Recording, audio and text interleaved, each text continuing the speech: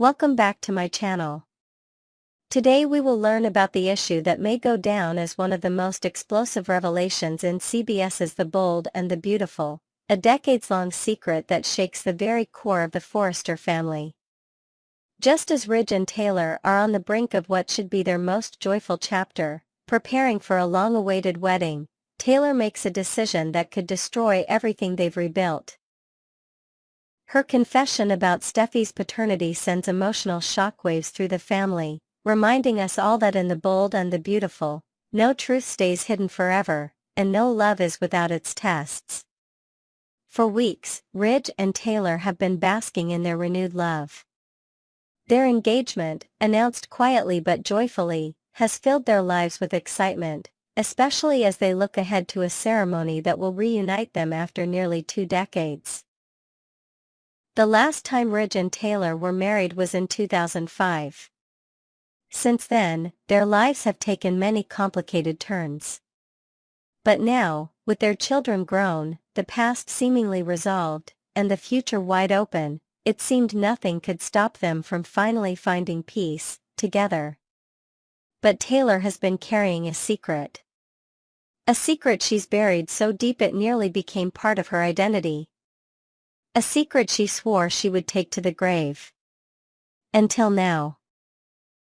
As the wedding approaches, Taylor's guilt begins to overwhelm her. She knows she cannot enter a new marriage with Ridge while withholding the truth. The secret doesn't just involve her, it concerns Steffi, Ridge's beloved daughter, and it could change everything. One evening, after they've finalized more wedding plans and are sitting together at home with glasses of wine, Taylor asks Ridge if they can talk. Ridge, sensing the weight in her voice, sets his drink down. "I need to tell you something," she begins, "and it's going to hurt. But you deserve the truth." Ridge leans in, eyes searching hers. "What is it, Doc?"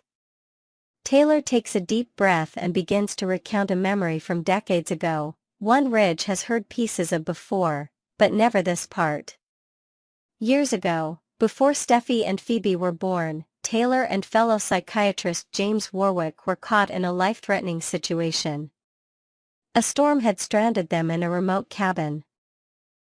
They had no power, no phone service, and temperatures dropped rapidly. Hypothermia became a very real threat. Taylor and James believed they might not survive the night. In that moment of desperation and fear, they shared an intimate encounter, something that had haunted Taylor ever since. Not long after, Taylor discovered she was pregnant with twins. She never told Ridge what happened with James.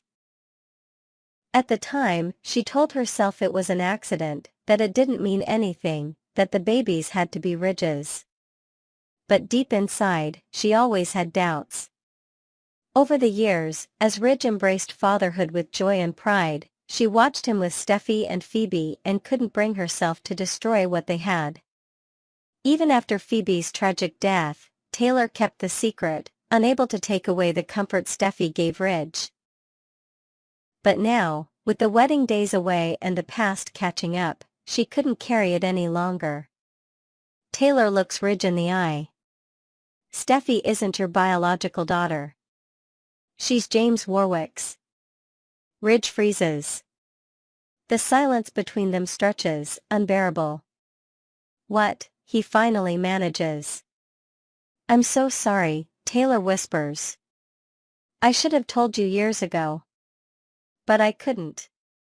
I didn't want to take her away from you. You loved her so much, and she loved you. You were her father in every way that matters." Ridge stands slowly, hands trembling. His eyes are wet. "You lied to me." All this time, Taylor rises, pleading. "I was scared. And selfish. But I watched you raise her with nothing but love. You were her father, Ridge. You still are. That hasn't changed." Ridge turns away, the full weight of the revelation crashing over him. He thinks of every moment with Steffi. Her first steps, her school plays, the nights he stayed up worrying about her, the pride he felt when she took over at Forrester Creations. None of that was fake. But the foundation of it all, the blood connection, was now in question. Tears streamed down Ridge's face. She's my little girl. I don't care what any DNA says. Taylor steps forward. I never doubted that. But I needed you to know. Before we go any further, I couldn't marry you while keeping this from you. After a long silence, Ridge turns back to her.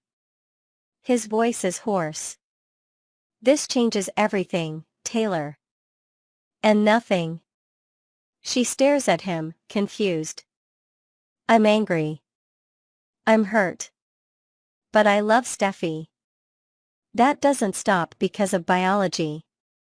If Eric could love me as a son, when I wasn't his, then I can do the same for her. I will do the same. Taylor nods, overwhelmed with emotion. Thank you. I was so afraid. I need time, Ridge says. Time to think. Time to feel this. And with that, he leaves the house, needing space to process. Later, Ridge visits Eric, who immediately notices something is wrong.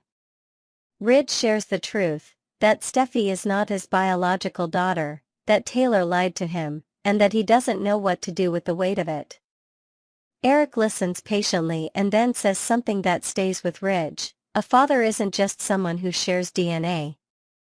A father shows up. You showed up, Ridge.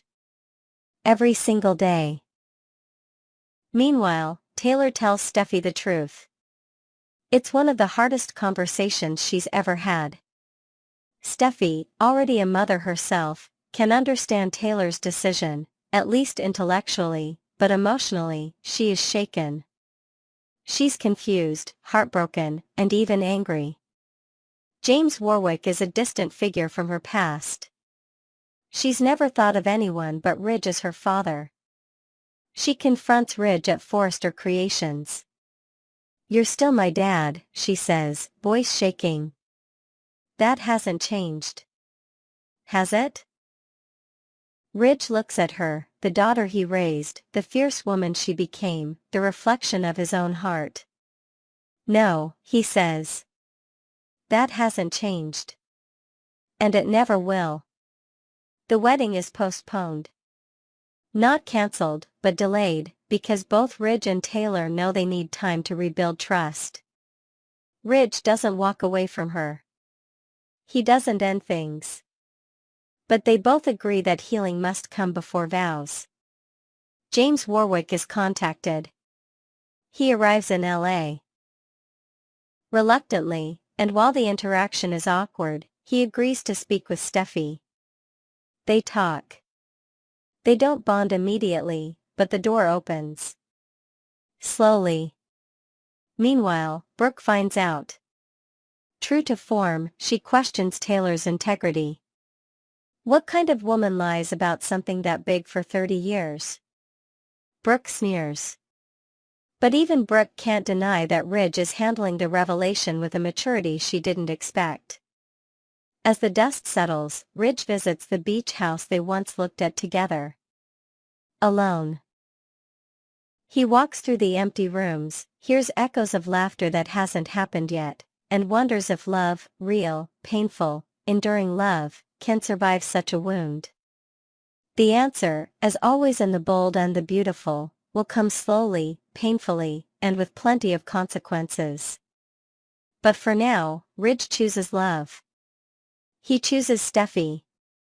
He chooses to believe that fatherhood is about more than a bloodline. And as he watches Steffi play on the sand with her own children, he knows exactly who he is. Not Steffi's biological father, but her dad. And in this world, sometimes, that's the only truth that matters. Stay tuned.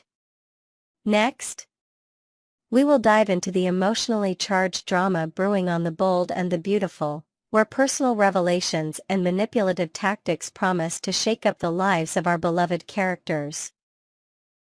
From Luna Nozawa's relentless pursuit of a connection with Finn Finnegan to the heart-wrenching disclosure of Liam Spencer's health crisis between Steffi Forrester and Hope Logan, this episode is set to deliver raw emotion and unexpected turns. With expanded narratives, creative embellishments, and new layers added to each storyline, let's explore the intricate web of relationships and the potential fallout that awaits in the glamorous yet tumultuous world of Los Angeles. Luna's unyielding quest, targeting Finn's heartstrings.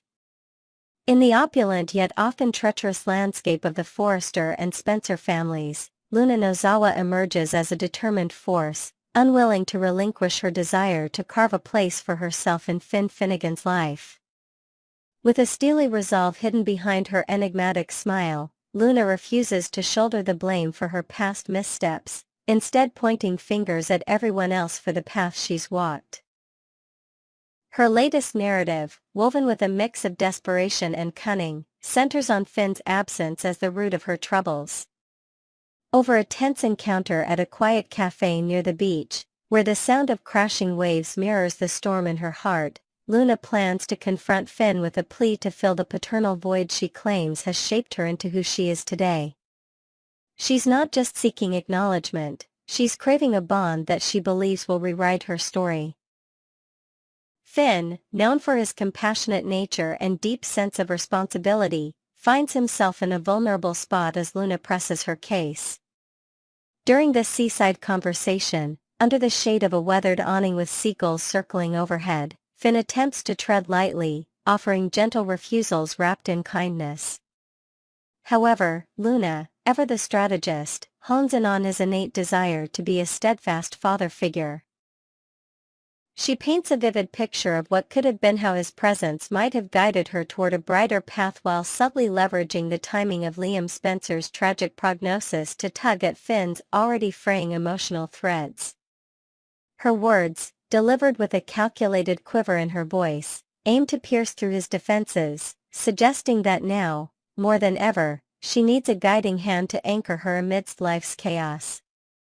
The question looms. Will Finn's soft heart betray his better judgment under the weight of her carefully crafted appeals? Luna's manipulation tactics, pushing Finn's emotional buttons. Luna's persistence is nothing short of a masterclass in emotional maneuvering, a skill she's honed to navigate the complex social circles of LA's elite. Her latest target, Finn, becomes the focal point of her efforts to secure a prime position in his life, not just as a passing acquaintance but as a recognized part of his family. In a private moment at the Cliff House, with panoramic views of the Pacific serving as a serene yet ironic backdrop to her schemes, Luna doubles down on her narrative. She insists, with eyes brimming with rehearsed sincerity, that her darker choices stem from a lack of paternal guidance, specifically Finn's. If only he had been there, she muses aloud while tracing the edge of a polished coffee table, she might have grown into a good girl, untouched by the shadows that now define her. This emotional ambush catches Finn at a particularly fragile juncture, with the looming tragedy of Liam's condition weighing heavily on everyone close to him. Luna, sensing this weakness, strikes with precision, appealing to Finn's guilt and his longing to make amends for any perceived shortcomings as a fatherly figure. Her words are a calculated blend of vulnerability and accusation, delivered during a quiet evening as the sun dips below the horizon, casting long shadows across the room. Finn, torn between skepticism and a burgeoning sense of obligation, might find himself swayed by her poignant pleas, especially as she emphasizes how his acceptance could be the redemption she's been seeking. This scene, laden with undercurrents of manipulation, sets the stage for a deeply moving exchange that could either forge a new, complicated bond or expose Luna's true intentions to a wary Finn.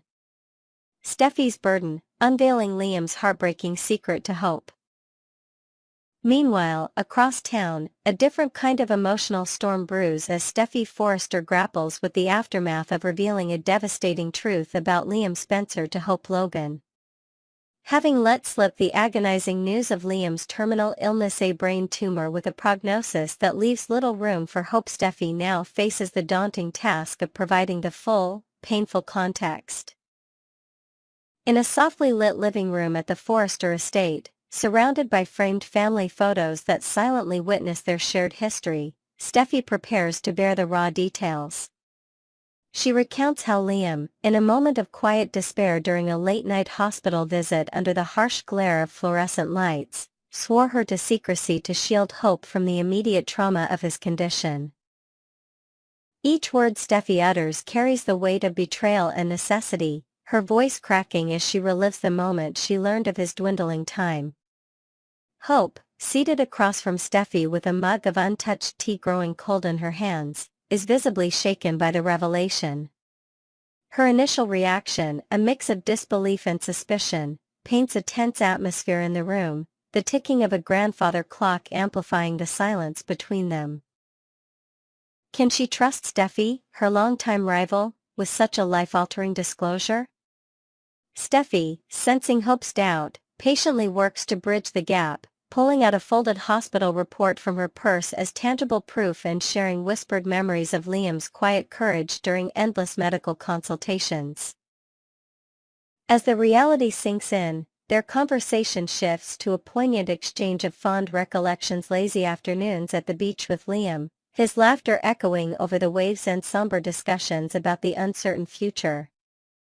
This moment, fragile yet profound, hints at the possibility of a newfound camaraderie between the two women, though the road to friendship remains strewn with past resentments and future challenges they must navigate together. Emotional stakes and unanswered questions. This upcoming episode of The Bold and the Beautiful is poised to deliver a powerful punch of emotion, weaving together Luna Nozawa's calculated bid for Finn Finnegan's acceptance with the gut-wrenching revelation of Liam Spencer's health crisis shared between Steffi and Hope. Luna's relentless push, exploiting Finn's emotional vulnerability amidst the shadow of Liam's prognosis, creates a volatile dynamic that could either cement her place in his life or unravel her schemes in spectacular fashion. The intimate setting of the Cliff House becomes a battleground of guilt and longing, where Finn's response, whether to embrace or reject Luna, will ripple through their interconnected families. Simultaneously, the tender yet fraught exchange between Steffi and Hope at the Forrester estate offers a glimpse into a potential truce, forged in the crucible of shared grief over Liam's fading light. Their journey from disbelief to mutual understanding, punctuated by nostalgic reflections under the soft glow of lamplight, lays the groundwork for an alliance that could redefine their rivalry. Yet, hurdles remain. Trust must be rebuilt, and the pain of Liam's impending loss must be faced together. Will Finn succumb to Luna's emotional manipulation, or will he see through her facade? Can Steffi and Hope truly find common ground in the face of such sorrow? Next, we will unravel the tantalizing mystery surrounding the enigmatic businessman Aristotle Dumas from the Young and the Restless, whose true identity has set both Genoa City and the fan community ablaze with speculation. Among the swirling theories, a bold new idea has emerged, pointing to a crossover with The Bold and the Beautiful and suggesting that none other than the infamous dollar bill Spencer could be the man behind the mask. With expanded details, creative additions, and a deep dive into the possibilities of this intriguing connection, let's explore the buzz, the fan theories, and the potential for chaos that Bill could bring to Genoa City's corporate jungle. The enigma of Aristotle Dumas. A mystery shaking Genoa City. In the high-stakes world of Genoa City, where corporate power plays and personal betrayals are as commonplace as the morning coffee at Crimson Lights, a new figure has emerged to captivate the attention of every executive and onlooker, Aristotle Dumas. This shadowy businessman, whose name echoes with an air of classical gravitas, remains cloaked in secrecy, leaving the town's elite scrambling for any scrap of information. So far, the only breadcrumbs dropped about Mr. Dumas point to his base of operations in Los Angeles, a city synonymous with glitz, glamour, and the dramatic entanglements of the bold and the beautiful. Whispers also hint at subtle ties to a handful of Genoa city residents, though the nature of these connections remains frustratingly vague, like a puzzle with missing pieces scattered across two soap opera landscapes. The intrigue surrounding Dumas has sparked a wildfire of curiosity among fans and characters alike, with every boardroom meeting at Newman Enterprises or casual chat at Society buzzing with speculation. Is he a friend, a foe, or a wild card poised to upend the delicate balance of power?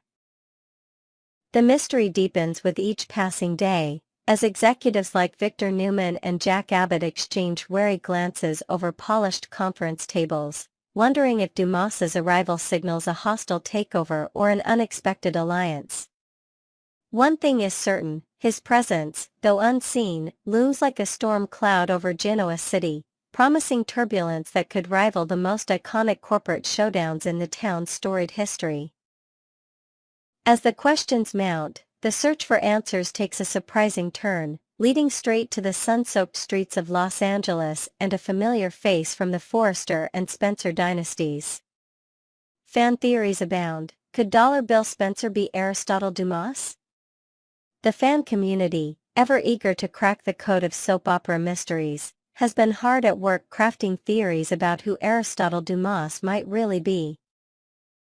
Early guesses pointed to familiar young and the restless alumni like Tucker McCall, with his knack for corporate scheming, or Kane Ashby, whose past could justify a secretive return. However, a fresh and electrifying theory has surfaced on platforms like Reddit, igniting heated discussions and wild imaginations. This bold hypothesis suggests that Dumas isn't a Genoa City native at all but rather a powerhouse from the bold and the beautiful, none other than the notorious Bill Spencer, affectionately dubbed Dollar Bill for his ruthless business acumen and penchant for chaos. On a bustling Reddit thread, passionate fans dissected the plausibility of Bill stepping into Genoa City's spotlight under the alias of Aristotle Dumas. One longtime viewer of both soaps chimed in with enthusiasm, typing late into the night from a cozy living room lit by the glow of a laptop screen. "I followed both shows for decades, and crossovers like Lauren Fenmore and Ashley Abbott have been pure gold. Bill's been underutilized in LA lately, and pitting him against someone like Victor Newman, who's in the same age bracket, just feels right. Plus, it ties into the LA connection perfectly."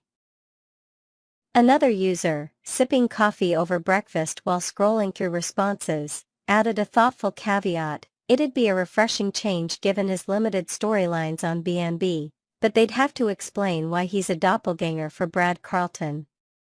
That resemblance can't just be ignored." A third fan, perhaps typing from a dorm room between study sessions, tossed in their 2 cents. "I'd rather see Brad return, but Bill shaking up Genoa City would be epic, especially if Liam's exit from B&B opens up space for him to roam."